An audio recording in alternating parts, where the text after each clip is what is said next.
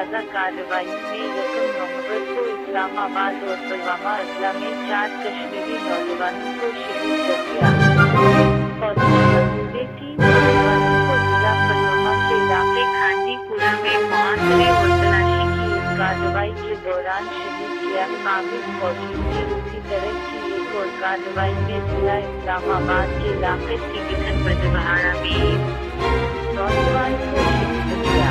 आगे सामने इलाकों में अटल टीम सर्विस मुअत्तल कर दी। भारतीय